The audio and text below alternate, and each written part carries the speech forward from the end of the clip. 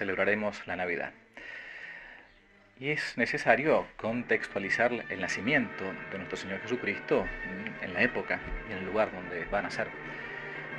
Para nuestra edad cristiana, Roma ya había logrado dominar las poblaciones limítrofes. Los territorios conquistados se encontraban organizados como pacíficamente, y Roma respetaba la diversidad de culturas, de religiones, y se consolidaba así poco a poco lo que se conoce en la historia de Roma como la Pax Romana, es decir, la paz de Roma, un periodo pacífico donde en el imperio no se encontraban guerras, y así se da como una especie de inicio a una época próspera en todo sentido. La Pax Romana va a significarse que por medio de una antigua tradición se tuviese un gesto simbólico. Desde la época ya de la monarquía de los reyes romanos, se había erigido un templo dedicado al dios Jano, que entre otras atribuciones, señalaba los tiempos de guerra y de paz. Si el templo de Jano estaba abierto, era porque en algún lugar del imperio Roma se encontraba en guerra. Y si se encontraba cerrado, entonces había paz. Naturalmente, siempre estaba abierto. Ese gran historiador romano que fue Tito Livio narra o señala que en su historia de Roma que solamente en dos momentos había permanecido cerrado el templo dedicado a Jano. Y dos grandes poetas latinos, Horacio y Virgilio, también hablan de la clausura del templo de Jano después de la famosa batalla de Actium, ¿no? Cuando se instaura la pax del emperador de tiempos de Jesús, que es el emperador Augusto, el César Augusto. Bien, nos encontramos en el año primero de nuestra era cristiana. El templo de Jano está cerrado en Roma. Y en algún lugar del imperio, allá en la lejana provincia de Judea, un niño está por nacer. Un niño que será llamado el Príncipe de la Paz. Jesús se llamaba así, el Príncipe de la Paz. Y todo periodo pacífico traía siempre para Roma una prosperidad y un florecimiento del comercio, de las industrias, del arte. Tal es así que existía por entonces un superávit en la economía imperial, por la que Octavio Augusto había mandado realizar un censo general en todo el imperio, para poder ver qué políticas debe seguir, cuánta gente hay, qué tipo de gente hay. Y fue por este censo que San José y la Virgen Santísima van a tener que viajar, ¿no?, desde el norte de la provincia de Judea, desde Nazaret, hasta Belén, aproximadamente unos 170 kilómetros, como se narra en el Evangelio de San Lucas. En el capítulo segundo leemos: en aquel tiempo apareció un edicto de César Augusto, Octavio Augusto, para que se hiciera un censo en toda la tierra. Este primer censo tuvo lugar cuando Quirino era gobernador de Siria. El censo va a determinar, entre otras cosas, la cantidad de pobres, de ahí que el emperador justamente va a decidir regalar un denario de oro a cada indigente. Había una gran abundancia en el imperio. Y entonces el buen gobierno del emperador César Augusto, Octavio Augusto, la consolidación de Roma, sus caminos y hasta su lengua común, la lengua común del imperio era el griego koiné, no el latín, el griego común, es como si fuera ahora el inglés más o menos, por aquello que había dominado en gran parte del imperio Alejandro Magno. Entonces se hablaba gran parte del imperio griego, por eso los evangelios van a ser escritos en griego y no en latín. Bueno, todo esto va a hacer que se diseminase demasiada la fama de Augusto. Y entonces el Senado romano va a decidir algo que nos parece medio raro. Va a decidir declararlo al emperador como con el título de divus, es decir, de divino, de divinizarlo, de tratarlo como si fuera Dios. Claro, no se trataba propiamente de una divinización de un hombre, sino más bien de la divinización del imperio o de la patria, ¿no?, a la que se veneraba a la patria como una especie de persona, en la persona del emperador justamente César Augusto. Es justamente por esto que los primeros cristianos van a llegar a decir la famosa frase non possumus, no podemos darle una especie de culto a un emperador como si fuera Dios, y por eso muchos van a ir al martirio, los primeros mártires de Roma. Tan grande era el éxito de Augusto, entonces, que el Senado va a querer concederle este título. Augusto, en cuanto tal, era un hombre circunspecto, recatado, y se va a negar a esto. Por 3 veces se va a negar, a pesar de que la literatura romana contemporánea comenzara ya a forjarle poco a poco su especie de doble naturaleza, hombre y Dios, sobre todo por su fama, por su gran gobierno que hizo para Roma. Pero hay hay un episodio puntual que es digno de ser narrado y que yo lo he aprendido con el tiempo, sobre todo a partir de las enseñanzas de una que fue mi maestra en lo que es la literatura latina, que fue la profesora María Delia Buisel. Ella me ha enseñado esto y yo lo transmito para que quede. Y es una antiquísima tradición, ya reportada por un escritor cristiano, Lactancio desde el principio del siglo IV, una historia, digamos, de la Navidad en tiempos todavía paganos. Y también se narra en otro libro famoso llamado Las Maravillas de la Ciudad de Roma, que recopila como las tradiciones de Roma. Leo brevemente. Dice así: en tiempo del emperador Octavio Augusto, viendo los senadores tanta prosperidad y paz que todo el mundo le era tributario, le dijeron: te queremos adorar porque en ti está la divinidad.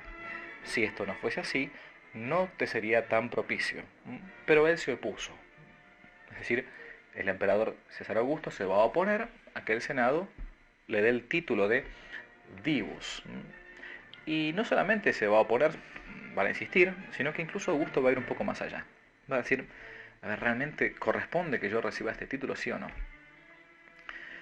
Y entonces va a consultar a una persona que era en aquellos tiempos de consulta. Para tener una mayor precisión, va a consultar a una sibila. Las sibilas, quizás no estamos muy acostumbrados con el nombre, pero eran mujeres, digamos, de la antigüedad greco-latina, no cristianas, sino paganas, pero mujeres excepcionales, que tenían o que estaban dotadas por un cierto don de profecía, y eran consultadas en las grandes dificultades, en las grandes empresas, sobre todo empresas públicas, y recomendaban soluciones acompañadas de ciertas ceremonias religiosas, estaban consagradas en virginidad y hacían ciertos sacrificios. Italia conoció por lo menos dos sibilas muy conocidas ubicadas en su territorio: la sibila de Cumas, en el Golfo de Nápoles, y la sibila de Tibur, hoy Tivoli, a unos pocos kilómetros, casi 40 kilómetros hoy por hoy de Roma.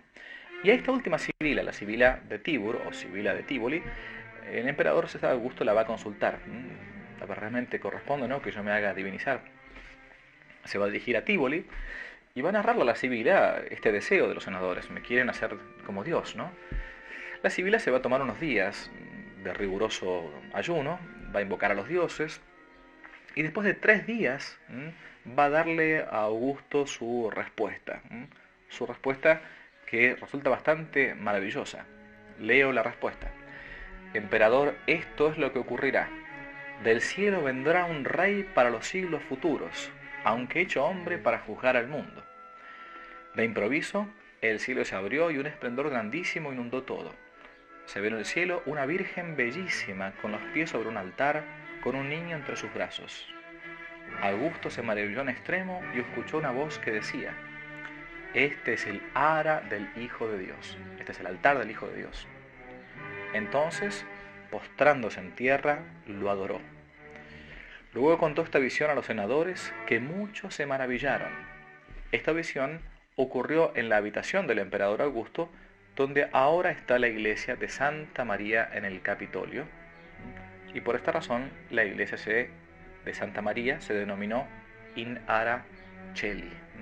El monte Capitolio es uno de las 7 colinas que tiene la ciudad de Roma. Otra de las colinas es la colina Vaticana, donde fue crucificado boca abajo el primer papa, San Pedro. Otra versión dice algo parecido. Esta es una joven virgen que es altar celeste, y el niño que tiene en su seno es el rey del cielo y el rey de la tierra. Sea como fuera, las versiones son del siglo I, es decir, y en tiempos paganos, es decir, no por cristianos, sino que esto es lo que el mismo emperador, consultando a una especie de profetisa pagana, va a ver y después va a narrar. Y entonces, a partir de ahí, va a tomar su propia decisión. ¿Qué debo decirles yo a los senadores que me quieren divinizar por ser tan gran emperador? La visión, entonces, según algunos documentos, habría ocurrido el mismo día de la Natividad, de la primera Navidad del mundo, donde el Verbo que se había hecho carne 9 meses antes, el 25 de marzo del año 0, va a nacer ahora entonces el 25 de diciembre, 9 meses después. Ya sea el altar del cielo, entonces, o una piedra, o lo que se haya querido dejar como testimonio, lo cierto es que quedó como una fuente histórica, como testimonio histórico de este acontecimiento, este lugar que el emperador Augusto quiso erigir para esta virgen que estaba dando luz en algún lugar de su imperio. Y se encuentra en una iglesia, puntualmente detrás del monumento dedicado al famoso Vittorio Emanuele, lo que se llama la Piazza Venezia en Roma, una iglesia llamada así, Santa María in Ara Celi, Santa María en el altar del cielo. Uno se preguntará, ¿y qué hizo entonces el emperador César Augusto después de esta visión, de esta profecía, de esta mujer? En algún lado del imperio están haciendo al Dios verdadero, el Rey de Reyes. Bien, él decidió entonces honrar esta aparición celeste levantando un templo junto al templo de Juno Moneta, que se encontraba todavía conectado a él, donde comenzó una veneración pequeña, ¿no?, de una doncella madre, de una virgen madre, ¿no? Y de la piedra en la que se posó estando en esta visión, entonces se denominó el ara primogénito, el altar del primogénito, perdón, el ara del primogénito, el ara primogénito de Dios, ¿no? Para el primogénito de Dios.